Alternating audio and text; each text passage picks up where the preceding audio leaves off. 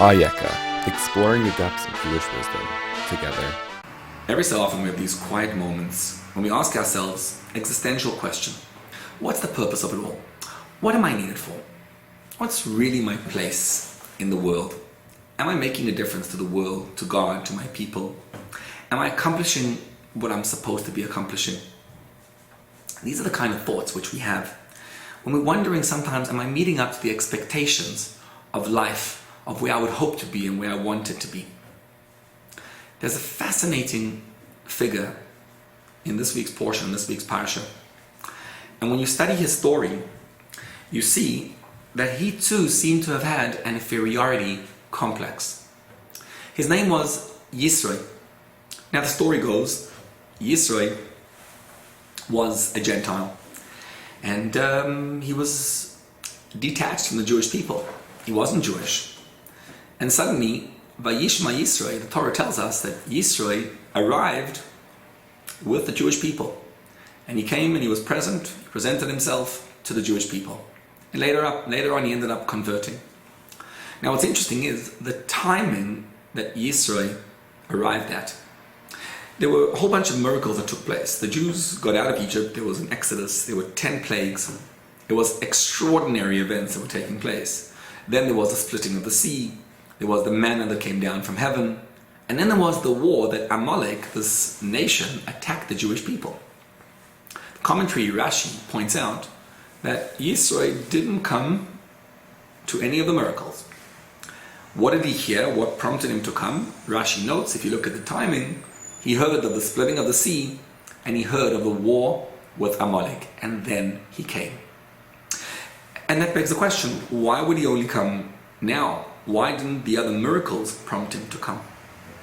So if you look at Yisro's psyche, you get an understanding.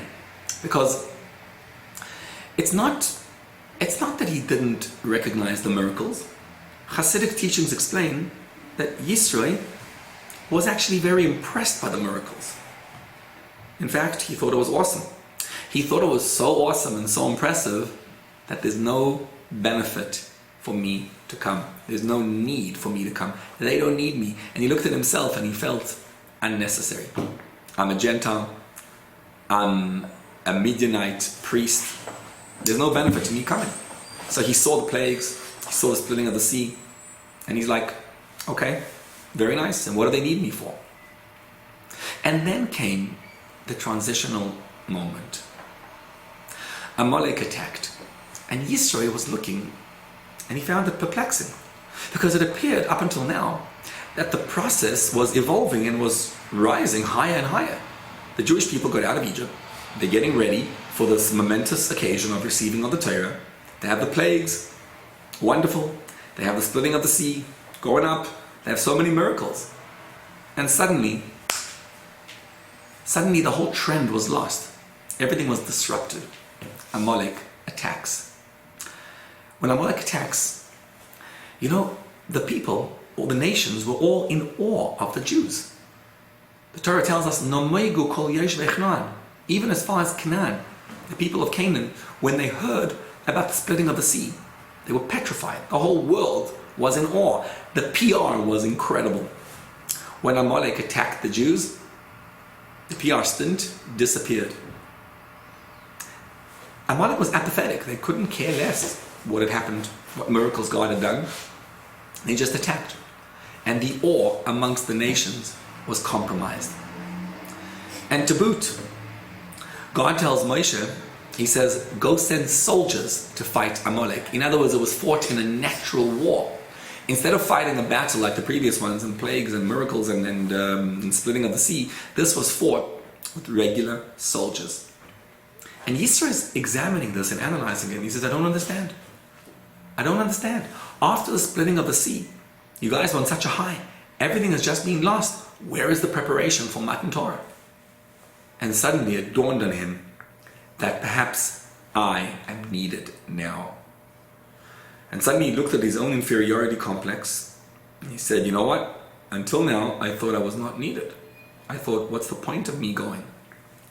But perhaps I can accomplish something now special. Because if the awe and the PR by the nations has been lost. What's needed now is a Gentile who will come over and recognize the might of God and restore the glory of the Jewish people. Precisely because Amalek had attacked, Yisro saw his opportunity, and what was a moment ago an inferiority complex was transformed because Yisro's mind transitioned. He realized that your inferiority can actually be put to the service of good things. And so he comes over to the Jewish people in solidarity. He didn't come when there were miracles, because at that point he felt unnecessary and not needed. But as soon as Amalek attacks, Yisro realizes, I can help them. And the very feeling of inferiority was transformed into a powerful realization of what I am needed for. The portion of the Torah that describes the story of the giving of Torah is named for this man, for Yisro. Because the Torah wants to send us a message over here.